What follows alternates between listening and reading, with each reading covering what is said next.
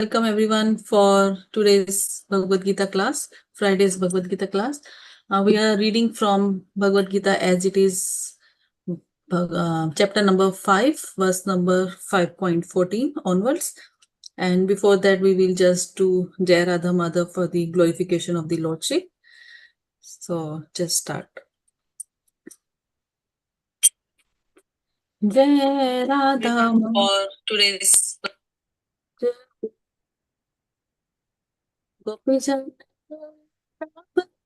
Giri जय राधा माधव कुंज बिहारी गोपी जन वल्लभ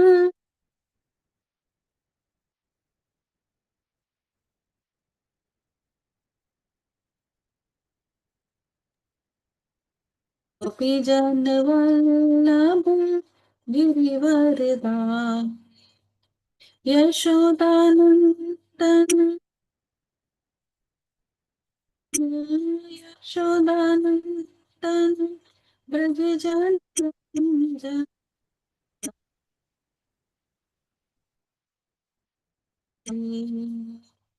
यमुना तीरावन जा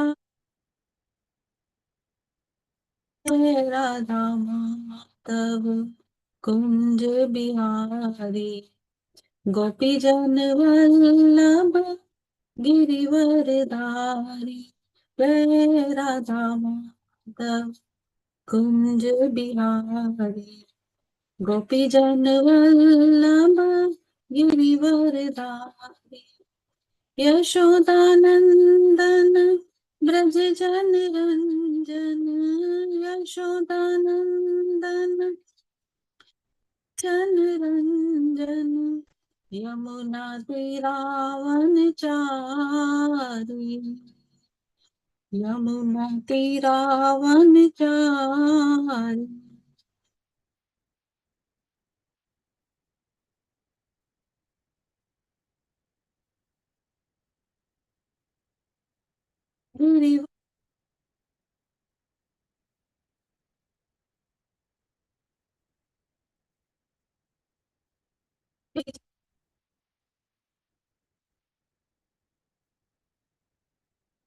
हरे कृष्णा हरे कृष्णा हरे हरे हरे राम हरे राम राम राम हरे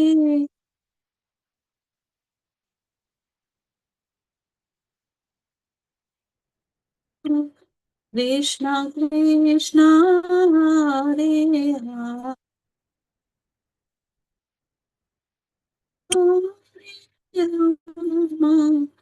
राम राम राम हरे हरे हरे कृष्णा हरे कृष्णा कृष्णा कृष्णा हरे हरे हरे राम हरे राम राम राम हरे हरे कृष्णा हरे कृष्णा कृष्णा कृष्णा हरे हरे हरे राम राम राम हरे हरे कृष्णा हरे कृष्णा कृष्णा कृष्णा हरे हरे राम हरे Ram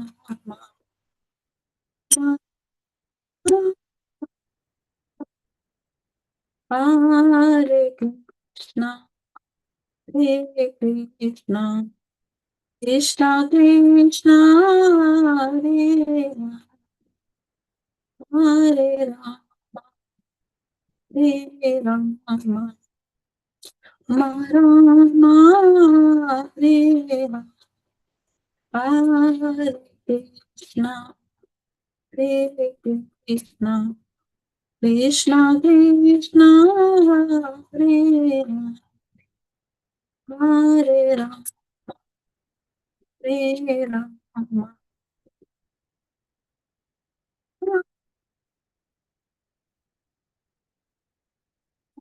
Krishna Krishna Krishna Hare Hare Ram Ram Ram Krishna Hare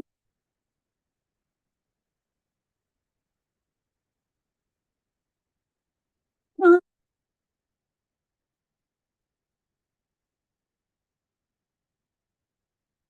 Hare Ram Ram Ram Ram Gopinath Shri Radhe Radha Gopinath Shri Radhe Jaya Radha Vrindavan Chandra Radha Vrindavan Chandra Shri Radhe Jaya Radha Vrindavan Chandra Radha Vrindavan Chandra Shri Radhe Jaya Radha Shyam Sundar Radha Shyam Sundar Shri Radhe Jaya Radha Shyam Sundar Radha Shyam Sundar Shri Radhe Jaya Radha Madhav Radha Madhav Shri Radhe Jaya Radha Madhav Radha Madhav Shri Radhe Jaya Jaya Prabhupada Prabhupada Prabhupada Jaya Jaya Prabhupada Jaya Jaya Gurudev Gurudev Gurudev Jaya Jaya Gurudev Nitai Gora Hari Bol Hari Bol Hari Bol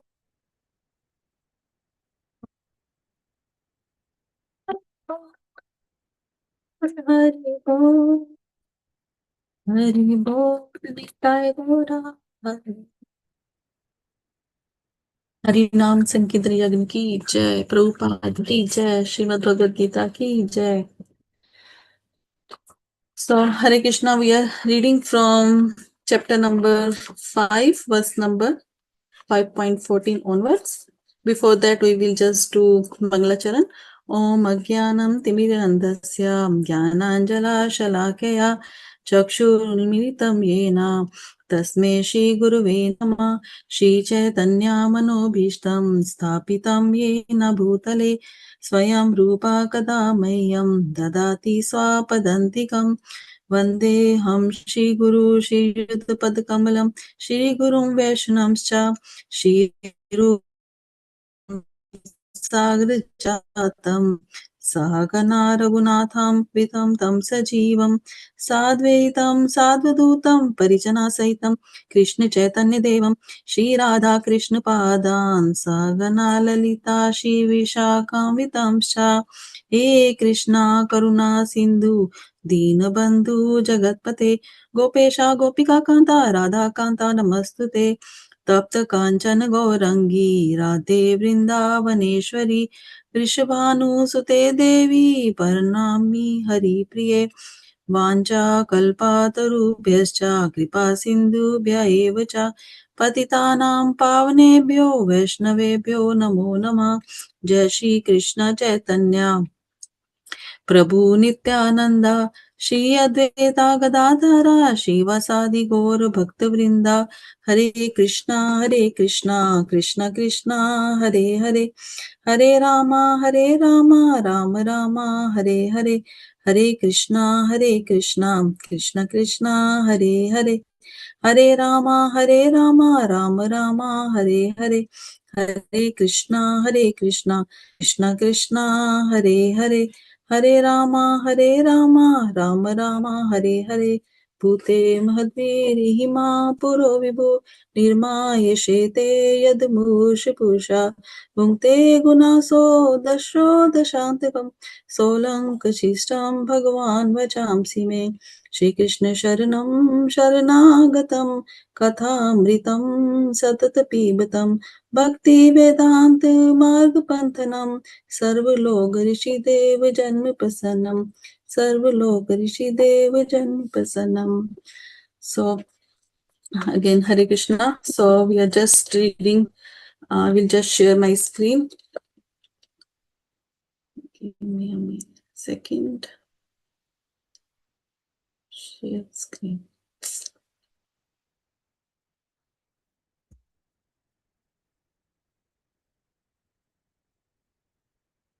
So we are reading from Bhagavad Gita as it is, chapter number 5, verse number 14.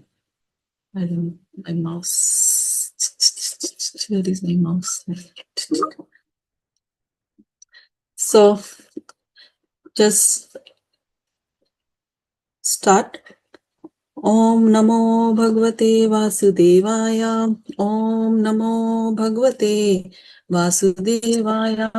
Om Namo Bhagavate Vasudevaya. न कृत्यं न कर्माणि लोकस्य सृजति प्रभु न कर्मफलसंयोगं स्वभावस्तु प्रवर्तते. Anyone wants to recite? Any Mataji or Prabhuji? न कृत्वं न कर्माणि लोकस्य सृजति. मतलब स्क्रीन मूव कर रही है आपका. सॉरी मूव हो गया. सॉरी प्रभुजी, मेरा माउस भी ऐसे ही है. Okay, start. आ रहा है? या अब न कृत्वं न कर्माणि लोकस्य सृजति प्रभु न कर्मफल संयोगं स्वभावस्तु प्रवर्तते. Hare Krishna.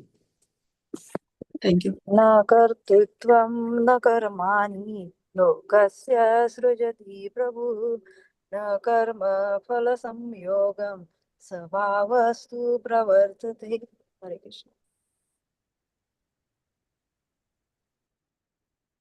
word na never, कर्तृत्वम proprietorship, na nor, karmani activities, lokasya of the people, srijati prabhu,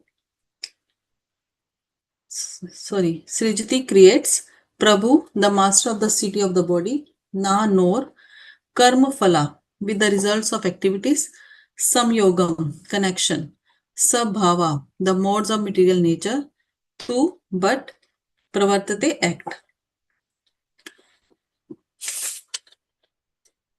Translation by Prabhupada ki jai. The embodied spirit, master of the city of his body, does not create activities, nor does he induce people to act, nor does he create the fruits of action. All this is enacted by the modes of material nature.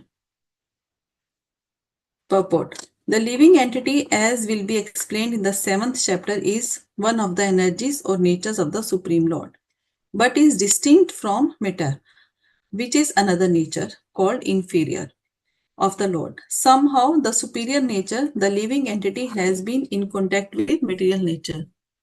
I will just move a little bit screen.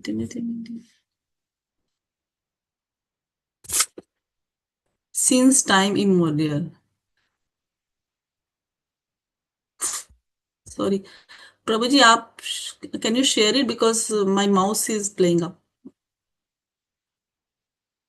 ठीक है माता जी. I will stop sharing anyway. The temporary body of material dwelling place which he obtains is the cause of varieties of activities and their resultant reactions. Living in such a conditional atmosphere, one suffers the results of the activities of the body by identifying himself in ignorance with the body. It is ignorance acquired from the time immemorial that is the cause of bodily suffering and as soon as a living entity becomes as well. As long as he is in the city of the body, he appears to be the master of it. But actually, he is neither its proprietor nor controller of its actions and reactions. He is simply in the midst of the material ocean, struggling for existence. The waves of the ocean are tossing him, and he has no control over them. His best solution is to get out of the water by transcendental Krishna consciousness. That alone will save him from all turmoil. Bhaktivedanta purports ki jai, Prabhupada ki jai. So, in we are from verse number 13, 14, 15, and 16, we are learning about three types of doers, like different types of doers. But like in the verse number 13, we have seen that the living entity, and now we will see what's happened, what Krishna is saying in verse number 14 and 15 and 16. In all these four verses, actually Krishna is talking about different types of doers. So in verse number 13, we have seen that it is said that the living entities, they live in the city of 9 gates. And what are the 9 gates? 2 eyes, 2 nostrils, 2 ears, tongue, the mouth, and the organ of reproduction, and genitals. So, and also the person, he stays there for some time and he moves to different body. So what happens, they say, like as we can take example, like as a person, he lives in a rented house. So he lives there for a while, like maybe for 5 months, 6 months, maybe 6 years, and then one day he has to leave that house, and then he has to go to different place. So similarly, the soul, it stays in our body for some time, and then it changes the body. It goes from one body to another body, as we also read in chapter number 2, that vasamsi jinnani yathavayaya. So they said, like, as the person, he changes his clothes, he like sometimes we wear some cloth, and after a while we say, okay, we have to change now, it's out of fashion, or maybe we don't like it, or the size is changed. So what we do, we change the clothes. Similarly, the soul, it also changes from one body to another body, like as we change our clothes. So in this verse, the word is used Prabhu. What Prabhu means, actually Krishna, he has used that Prabhu word for all of us, for all the living entities. He said what they do, all the living entities, na kartvyam, na karmani. So what they do, they does not create any activities. So the living entities, they does not create any activities. And lokasya srajati Prabhu. No, nor does what they do, they don't induce people to act. And then another line, he said, na karma phala sangam. They don't create the fruits of the action. And so, like 3 times Krishna has used na. He said na kartavyam, na lokasya srajati, na karma phalsayagam. So the living entity, he does not create any activities, he does not induce people to act, or he does not create the fruits of the action. And so if living entity is not doing all this, then who is doing? He said all this is enacted by the modes of material nature. So it is acted by the modes of material nature. Now we all know about the modes of material nature. In second chapter, we have read about different types of modes of nature, like mode of goodness, mode of passion, mode of ignorance. So every day, like from morning to evening, evening to night, everyone, they go from all these modes of material nature. Like for example, like early morning when we get up, in Brahm Muhurat, if we get up, then we are in the mode of goodness. We get up, we take shower, we go to our temple room, we do the deity worship, like we read the scriptures, we do the arti. So all at that time, we are all are always in God mode of goodness. We always want to serve Krishna at that time. But around 8 o'clock or 9 o'clock when we go to work, then we are in the mode of passion. Okay, I have to go, I have to earn money, or I have to go and get some money to look after my family. So at that time we are in the mode of passion. And when we come back from work, then sometimes we just want to sleep. We become lazy. Then at that time we are in the mode of ignorance. We don't want to do anything. So in one day, all these mode of material nature, it comes into our life, and we every day we act on that one. So he's saying that this is not a living entity. In the first verse number 13, they said that the doer is living entity, and now in the 14th verse he's saying na karmani, so he is not the doer. So who is the culprit? Now he's saying the culprit is um, mode of material nature. So it is mentioned here the living entity, as will be explained in 7th chapter. So we will see in 7.5. I will just go to 7.5. So in 7.5, it is mentioned that aperam itaste anyam prakatim vidhi me param jiva bhuta mahabhavo ye yedam dhrayate jagat. So it is mentioned in chapter number 7 that beside this, O mighty armed Arjuna, there is another superior energy of mind, which compromising the living entities who are exploiting the resources of this material inferior nature. So what's happening now? As a living entities, what we do, we just want to enjoy. We just want to exploit the resources. Whatever the Krishna is giving us, we just want to exploit those resources. So, but what happened when we exploit, but our position is little bit superior, as it is mentioned in the verse that everything is inferior than living entities, but our position is little bit superior. How we are superior now? Because we are in the contact of material nature. So what we do actually, we don't know, like we think that we are the controller and we are the maintainer of everything. But if you see, like when we were born, we don't know. Like we do celebrate our birthdays, we say okay, happy birthday, but that body, this that birthday is only for this body. We don't know when that soul was born, because the soul is changing from one body to another body. We don't know the birth date of that soul. So that's why our position is little bit superior, but body is our temporary. And always we don't know when we was born, but still we think that we are the controller of this body. We are doing everything for our body. Like we just want to make ourselves happy. We want to make our body to look beautiful. We want to do, okay, it's me everywhere. We just wanted to show up ourselves, like nothing else. So that's why Krishna is saying here that living in such a conditional atmosphere, one suffers the results of the activities of the body. So because we are looking after our body, we are looking after ourselves, then we suffer because of our body. How? Like we can take example, like suppose when suppose I have a car, okay, and I'm driving a car, and someone comes from behind and hit my car, and there is a dent on my car, okay. And if now I'm just crying, oh, someone someone hit my car, there is a dent, now the color is gone, my car is broken. And if I am crying only for my car, what will happen? It will give me more suffering. I will be more, I will go more in distress. But why? Because I am in the contact of material nature.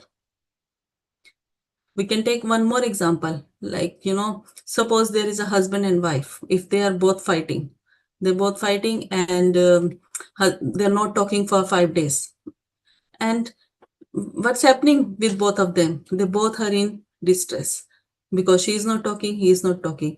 But if we think, okay, this is all because of Krishna's plan, maybe Krishna wants to give me some lesson, or maybe Krishna wants to teach me something, then our life will be much easier.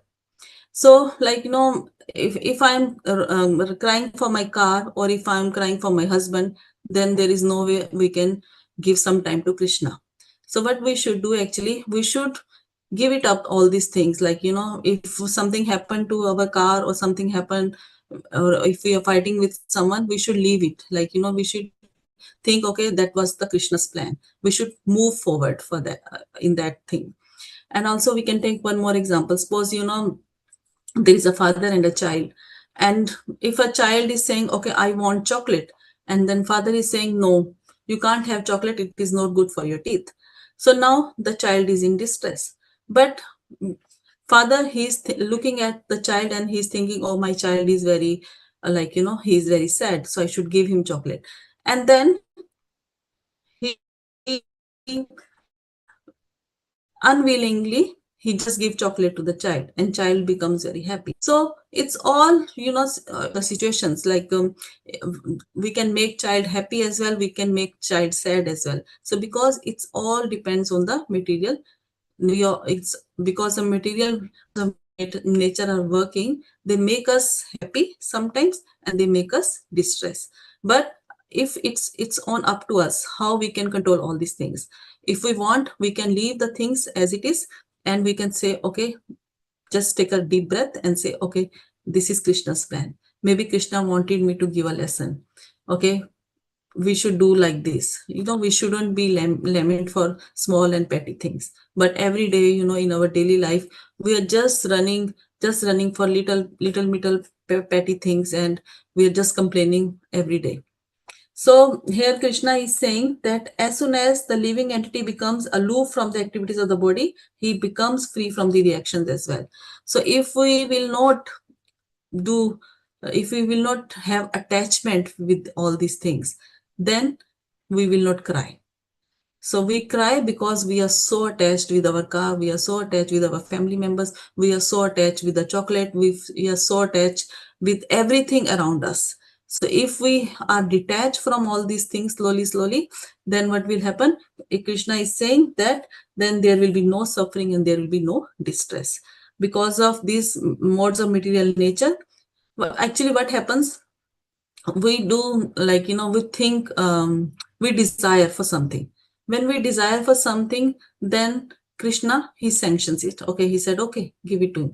And then material nature, what she does, she just facilitate it, or she fulfills the desires. So here Krishna is saying that as soon as a living entity becomes aloof from all these activities, um, free from the reaction as well, as long as he is in the city of the body, he appears to be the master of it, but actually he is neither its proprietor or nor its controller. So we think that we are controller, and we think that we are proprietor of our body. But who is the controller? We know Krishna is the controller. Who we know Krishna is the maintainer. We know that Krishna, he does everything for us. So it is mentioned in the verse that he has given a very nice example of ocean. He said, suppose there is a person and he's stuck in ocean.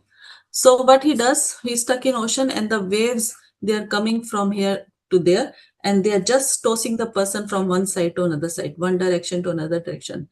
And if the person is stuck in ocean, no, he can't come outside himself. He needs help from outside. He need help. If someone from outside can help him and can give him, okay, I'm coming to save you, then he can come out. Otherwise, the person, if he's stuck in ocean, he can't come outside. So similarly, we are stuck in this material world, and the waves of material nature, waves of different types of sufferings, they are tossing us from one direction to another direction. They're just giving us, okay, go this way, go that way, do this, do that. So the material modes of material nature, they are just tossing us like the waves in the ocean. And then what the person will do if he's stuck in the ocean, he needs help. Then what he will do, he will raise his hand, okay, I am here, please come and help me. I was just thinking, like when we come into aeroplane, then what happens on the starting of the journey, the air hostess, she tells you, okay, in the case of emergency, what you have to do. So she tells you, okay, first thing, there are lights on the aeroplane. Okay, these lights will be blown when something happen, emergency. If there will be emergency, these lights will be help you to go to show you the way out. And then she shows you the emergency, where is the jacket is placed, how you have to wear that jacket. There will be a light, there will be a whistle, so that you can call anyone in an emergency. So similarly, here it is mentioned, we are all in this material world. We are in an aeroplane where anytime we can get emergency, anytime that death will come. And how we can call out for Krishna? He's saying as a person he is stuck in ocean, what he has to do, he has to raise his hand and he has to call for help. Similarly, for us as a devotees or aspiring devotees, what we should do, we should also raise our hands and we should call out for Krishna. Hare Krishna, Hare Krishna, Krishna Krishna, Hare Hare, Hare Ram, Ram Ram, Hare Hare. When we call out Krishna, then definitely Krishna will come and help us. And Prabhupada said, if you do 16 rounds, if you're following the 4 regulative principles, then I will come. Prabhupada said, I will come and escape you from this material world. So Prabhupada has given us that guarantee, or we can say Prabhupada has done promise. Okay, I will come and save you if you follow Krishna consciousness seriously. So here it is also mentioned in the best solution to get out of the water by transcendental Krishna consciousness. That alone will save him from all the turmoil. So if we see in 7th chapter, verse number 14, Krishna say, Devi she gunamayi mammaya duratteya mameva ye prapaddante mayam itam tarantite. So Krishna also saying that there is a divine energy of mind consisting of 3 modes of material nature is difficult to overcome. And Krishna is saying that there are 3 modes of nature and it's very hard you can come out from that one. But those who surrendered, prapadante, those who have surrendered unto me can easily cross beyond it. So Krishna is saying that, okay, I know that there is a 3 modes of nature. That is also my energy. And it's very hard to come out from that. But again, Krishna is saying, those who surrender to me, those who chants my name, those who are fully surrendered to me, and they can come out of it. So now Krishna has given us solution as well. Firstly, he's saying, okay, there are 3 modes of nature and I know you can't come out from this. But again, he said, if you surrender to me, then it's easy to come out. So now the culprit is 3 modes of nature. But again, Krishna is saying, you can't come out from 3 modes of nature, but you have to surrender to me. So at the end, what we have to do, we have to chant Krishna's name and we have to surrender to Krishna. Now we will go to verse number. Actually, when we came into this material world, we didn't bring anything. And at the end, what will happen? We will be buried or we will be burnt. So better we have to go back to Krishna. So just chant Krishna's name. So we will go to verse number 15. We see what Krishna is saying in the next verse. Na datte kaschit papam na chev sukritam vibhu agyan avritam jnanam tenu muhyanti jantava. Word to word. Na, never. Adatte, accepts. Kaschid, anyone's. Papam, sin. Na, nor. Cha, also. Eva, certainly. Sukritam, pious activities. Vibhu, the Supreme Lord. Agyanena, by ignorance. Avritam, covered. Jnanam, knowledge. Tena, by that. Muhyanti, are bewildered. Jantava, the living entities. Nor does the Supreme Lord assume anyone's sinful or pious activities.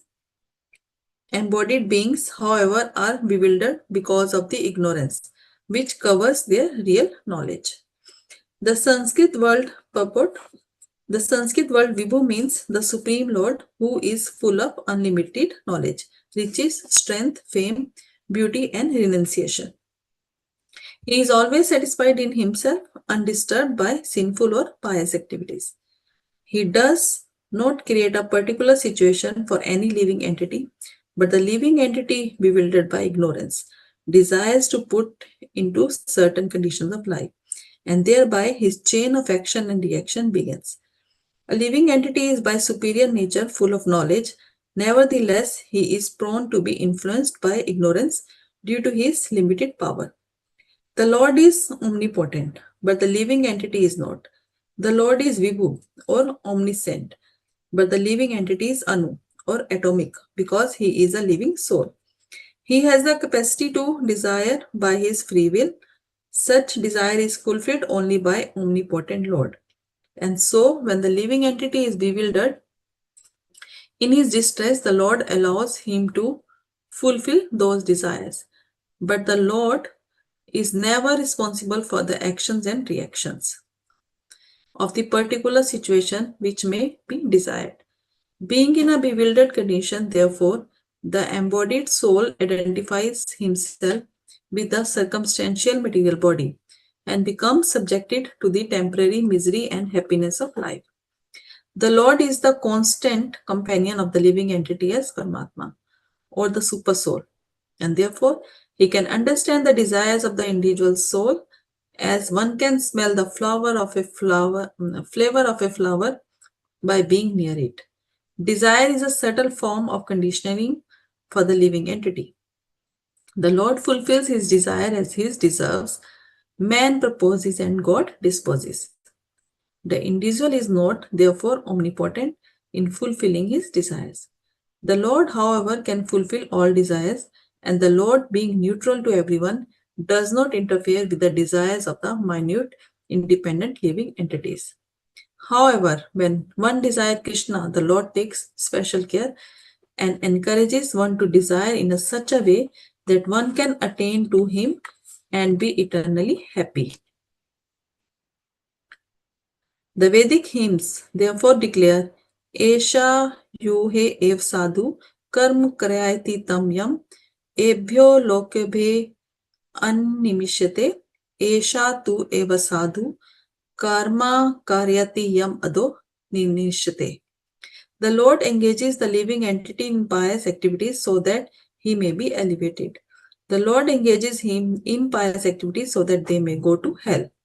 Similarly, the Mahabharata states, Vana Parva, Ajyo Jantur Anishoyam Atmana Sukh Dukkhyo Ishvara Parito Gachyad Sarvagam Vasav Abhram Evacha.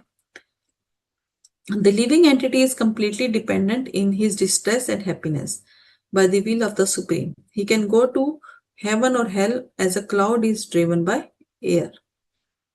Therefore, the embodied soul, by his immemorial desire to avoid Krishna consciousness, causes his own bewilderment. Consequently, although he is constitutionally eternal, blissful, and cognizant, due to the littleness of his existence, he forgets his constitutional position of service of the Lord and is thus entrapped by nescience. And under the spell of ignorance, the living entity claims that the Lord is responsible for his conditional existence. The Vedanta Sutras also confirm this.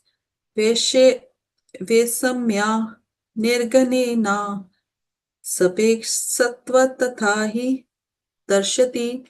The Lord neither hates nor likes anyone, though he appears to. Okay, now if anyone wants to recite the verse number 15.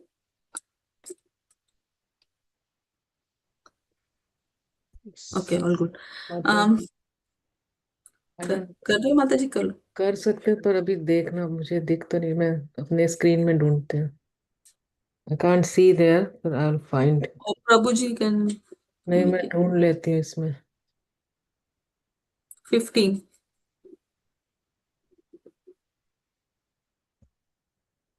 आ रहा है? नहीं है। कोई बात नहीं माता जी, आप lecture okay आ गया। नाद नादते कश्चित् पापं न चैवं सुकृतं विभुम् अज्ञानेनावृतं ज्ञानं तेन मुह्यन्ति जन्तवः। हरे Krishna. Thank you. So now we have seen that living entities is not culprit. and then is not a doer, and then the second 5.14 we saw that modes of material nature, they are also not the doer. So here it is mentioned here, na datte kashchit papam na chaiv sukritam vibhu. So he's saying, nor does the Supreme Lord assume anyone's sinful or pious activities. So Krishna is saying that he does not take anyone's sinful or pious activities. Embodied beings, embodied beings is we be like living beings, however, are bewildered because of the ignorance. And what happens because of our ignorance, which covers their real knowledge? So we don't have knowledge. So because of ignorance, and it's cover our real knowledge, because we don't know anything about Krishna, or we don't know anything about the God. So because of that, what happened, Krishna is saying that he does not want anyone's sinful activities or nahi pious activities.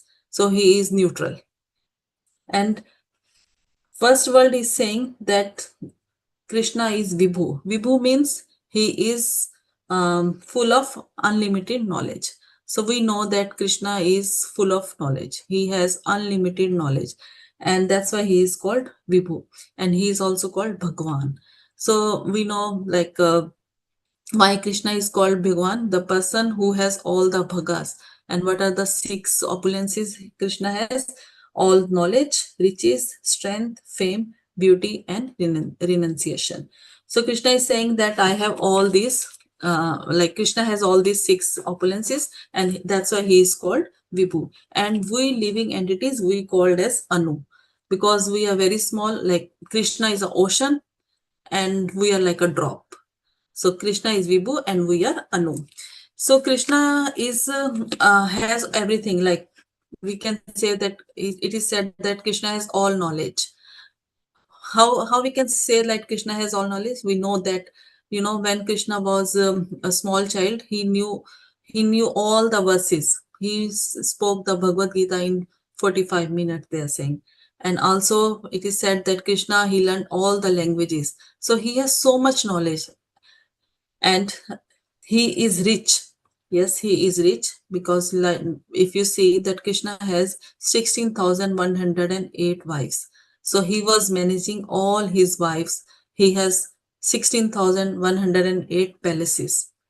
And and then in the palaces, we can imagine, like, you know, there will be, he was a god. He is God, not a boss. He is God. So he has everything in abundance. We can't say that, like, you know, now in these days, one person can only take care of his only one wife. And Krishna was looking after 16,108 queens. So it means he was so rich. Also, he is full of strength. We know that Krishna has killed so many demons. Every day it is said that before breakfast, Krishna was killing demons. Like um, before breakfast, he was killing maybe 500 demons already. Like every day someone was coming to kill him, and Krishna was killing that one. So he is full of strength. And he is full of his beauty. We know, like in Bhagavatam, in each and every chapter, there is a verse regarding Krishna's beauty. How beautiful is Krishna. Like, you know, they say like you can't take eyes from Krishna. He's so beautiful. Whenever we go to temple, Radha Gopinath, whenever we see Krishna standing there, we can't close our eyes. We just want to see him all the time. You know, he's so beautiful. So another is renunciation. And Krishna has renounced everything. You know, when he has to come to Mathura, like he was very good friends with his gopas and gopis, his mother, father, but he renounced everyone there. He said, okay, I'm going to Mathura, when he came to kill Kansa. So he was not attached. He was renounced with everyone. So Krishna has all these things. So, and also it is mentioned in Bhagavatam that Krishna is Atmaram. Atmaram means he is self-satisfied. Like he is not looking after, like, you know, we think that we are looking after Krishna. In the morning we are giving him a shower or a bath, or we are preparing bhoga, we are offering some prasadam. So we are thinking that we are managing Krishna, but no, Krishna is Atmaram. He is self-satisfied. he is not looking for our chappan bhoga or hamare laddu. He is not waiting for our laddus. He is already self-satisfied. Whatever we are doing, like whatever devotion service we are doing for ourselves, we can get purified. So that if we will do the devotion service nicely, then our sins will be less. Like, we will get our we will get more sukriti, and we will go little bit closer to Krishna. So whatever we are doing for ourselves. But Krishna is Atmaram. He is self-satisfied. And also, and he is always satisfied in himself, undisturbed by sinful or pious activity. He does not have to take anything from what, since we are doing pious activities, he does not have to do anything with us. Whatever we are doing, it's because of our desires. Actually, I told before as well, because of our desires, we are doing the sins. Firstly, we did the desire and we came into this material world. That was our desire to come into this material world. And now we are desiring, and then Krishna is sanctioning, because Krishna is so kind. Krishna is so much. Okay, whatever you want, I will do for you. And then he asks material nature to desires. So because of, so there is a triangle. We can make it a triangle. Here is a Krishna. We are here desiring. We are living entities. We are desiring. Then it goes to Krishna. Krishna sanctions it. And then Krishna tells modes of nature, okay, you fulfill it. So it's a triangle. So we are entrapped in that triangle. So because of our desires, actually Prabhupada said no one can live without desire. Everyone has some desires. Every day we desire something. Every day we want to eat. We have to desire, okay, I want to eat this one. If we are going to work, or maybe my job should be different, is a desire for different things. So Krishna is saying that for he does not create a particular situation for people, for any living entity. He's saying that, but the living entity bewildered by ignorance. What happened now? Because of our ignorance, because we don't have knowledge, we think that we have knowledge, but we don't have knowledge. We don't have knowledge about our scriptures. We don't have knowledge about who is God, what he is doing, how he looks like. If we get all this knowledge, then we can go a little bit closer to Krishna. But that's why Krishna is saying, because of living entities, they are full of ignorance. They don't have knowledge, and they just doing the reactions and action. They are doing the actions, and reactions are coming back to them. So here it is said that, we are just playing. Like, we can take example, like, when we were young, then we used to play that, what they called, there was plastic toys. We used to play with that one. Oh, I am making tea, I am making food. Okay, you go to office. घर घर खेलते थे जब छोटे बच्चे होते हैं. तो similarly we are just playing here. We are just playing as a, we are living in this house, I am making tea, you are going to office. We are just playing. And because we just want to fulfill our desires. So it's just like a children game. We are just playing that one. And Krishna has all the opulences, as I told you before as well. So, but what happened? The same opulences we also have. We also have some knowledge. We also have, but we are very less in quantity. What happened? Krishna has so 100% everything, and we have less, maybe 10%, 5%, 1%. Some people maybe would have 99%, but not 100%. So we have the same thing, but our quality and quantity is less than Krishna. Also, Krishna, he has given us free. Whatever we want to do, we do it. And then we blame other people. Okay, maybe you have done it. But we are fulfilling our desires, and we are using our free will, but again we blame other people for that one. So what is the main problem now? I think the problem is desires now. Desires, because we can't live without desires. and without and desires is the reason now, and desires are the creating the problems now for all of us. So what we should do now, what he's saying, Krishna is saying that embodied souls identify himself with the circumstantial material body and become subjected to the temporary misery of and happiness. So it's the same thing. What he is saying, the Lord fulfills all the desires as he deserves. So what Krishna he does, whatever we desire, Krishna he looks of our back karma. He say, okay, what you have done. If that desire is for us, then he will fulfills it. Otherwise, he will ask us to wait. Like, sometimes we say, okay, why I can't have a car? Maybe at this time, the car the car is not good for me. So Krishna, he will not give me the car at the same time. He will fulfill later or sooner. So he will say, okay, you just wait, and maybe he will give me car after maybe few years. So he will fulfill the desire, but according to our karmas. So this is also very important points, because mostly we always complain why it's not me. So maybe it's not the right time for me. So we should always remember this one. And also Krishna is saying the Lord fulfills his desire as he deserves. Man proposes and God disposes. The Lord, however, can fulfill all desires, and the Lord, being neutral to everyone, does not interfere. And now sometimes people they say, okay, like maybe there is a thief.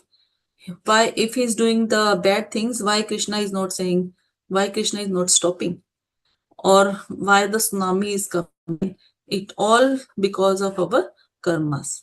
It depends on our karmas, what we have done. And Krishna, he is neutral. He doesn't want to interfere in our life. He say, okay, you want to you want to steal the things, okay, steal it. It's your karma. Again, actually we are doing because of our desire. That was my desire to steal the thing. So Krishna is saying, okay, fulfill your desire. He is fulfilling our desire. But again, what we should do, we should think twice. When we are doing anything, we should think twice. Okay, is this good for me? And I think it is when we want to do anything bad, we always think twice. It always from our heart one voice comes, but we always ignore that one. We don't want to, like, we don't want to accept it. Okay, maybe the voice is right or wrong.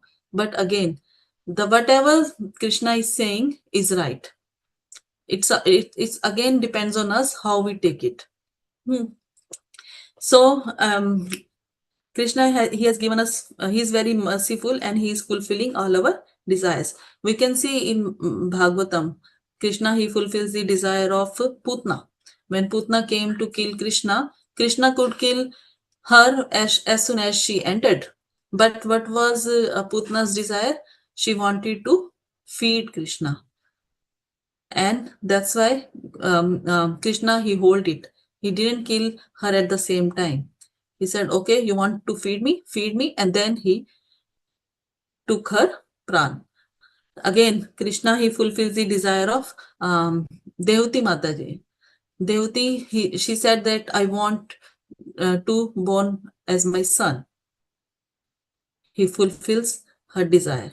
So similarly, there are so many examples. Dhruv Maharaj and Prahlad Maharaj, he fulfills the desire of each and every devotee. So Krishna is very, very merciful. It is said that Krishna is Updrishta and Anumanta. Updrishta means he can see. Drishta means he can see. He is looking all of us. And Anumanta means he sanctions it. He sanctions it whatever we do. It's a also it is mentioned that sometimes we can say like okay, now you are saying that living entity is not the culprit, three modes of material nature is not culprit. It means Krishna is culprit, because whatever I desire, Krishna sanctions it. And then three modes of nature, they say, okay, you fulfill it, us to fulfill. So it means whenever I am doing any sinful activity, it means because of Krishna I did. So we should punish Krishna. Why me? But Krishna is again saying in this one that Lord neither hates nor likes anyone, though he appears to. And Lord, he's saying that the Lord engaged in the living entity in pious activities so that he may be elevated. Lord, what he wants, Krishna wants us to do pious activities, not the impious activities. But if we do impious activities, still Krishna does not care. He say, okay, you want to do it, you do it. But what we should do, we should just follow the process of doing pious activities rather than doing our sinful activities. That's why Krishna is saying, when one desires Krishna, the Lord takes special care. So what our desire should be, we should desire, okay, Krishna, I want to come back to you. Then what he does, he said he encourages one to desire in such a way that one can attain to him and be eternally happy. So once we have a desire, okay, Krishna, I want to come back to you. So I think everyone should desire this on every day. Like every day we should pray. Like, okay, Krishna, I just want to come back to you. Krishna, I want your bhakti. Krishna, I want to serve you. Krishna, like, we have to change our desire. We have to dovetail our desire towards Krishna. Like, suppose we have to cook nice prasadam. Okay, we say, okay, Krishna, this prasadam is for you. Before cooking, we are going to do shopping. Krishna, this shopping is for you. So when we dovetail our desires towards with Krishna's desire, then Krishna will be very happy. And Krishna, then he's saying that, okay, when you are coming like this, then I will, he said that I will give you a way so that you can come back to me. Like people, they can attain Krishna in that way. So what we should do, and then what he does actually, Krishna, when we desire for Krishna, then Krishna arranges according to that. Like I think everyone has seen as a devotee, we can see, like, once when we start Krishna consciousness, first thing what comes, Shraddha. We just want to, little bit, someone gives us the seed of bhakti, and then little bit Shraddha comes. When Shraddha comes, we just want to go into Sadhu Sangha. We go to Sadhu Sangha, and slowly, when devotees, they tell us, okay, we don't eat onion garlic, we don't do this. So then what happens? The person, he adapts those things. He said, okay, from that, what happened? All the bad habits, they go. Slowly, your bad habits will go. When your bad habits will go, you have little bit more, faith on Krishna. Okay, Krishna, I am going on a right path now. So like from Shraddha, you come to Sadhu Sangha, then you do bhajan kriya. Little bit you start chanting, you just do go to the programs, or you meet the devotees, you go to devotee care. So like slowly, you get engagement into Krishna consciousness activities. So slowly, you get more faith. When you get more faith, then you get nishta. Okay, I can do it. And then when you come into the contact of devotees, then what happened? Devotees, they tell you, okay, you if you want to do more progress, you do this course, Bhakti Shastri, Bhakti Vaibhav, you do this one. Then you go into that one slowly, and then you aspire with some Maharaj, you want to take initiation, all these feelings, they come. So this is all happened with all of us. Like slowly, it's not only written into Bhagavad Gita, this is happening actually practical in our lives. So whatever we do, whatever we want to do, slowly, if you read Bhagavad Gita, whatever is written here, I think it is happening in our lives as well. I don't know, I'm just talking about myself. Like whenever I read Bhagavad Gita, I think, okay, whatever this line is saying, yeah, this is true. This is happening in our life. You can also experience all these things. Whenever you read Bhagavad Gita, you can say, oh, yeah, this happened with me as well. So it is mentioned here in this verse that Lord, he neither hates nor like anyone. So he is neutral. So what we have to do now, we have to become, we always have to remember 2 P's. 2 P's means, one is penance. Penance means austerity. We have to do austerity. What type of austerity we can do? We can chant Krishna's name, we can do fasting, we can go into the association of devotees. This is all austerity. And second thing, we have to be very patient. It's not going to be happen in a half an hour class. After half an hour, you will become a devotee. You have to be very patient.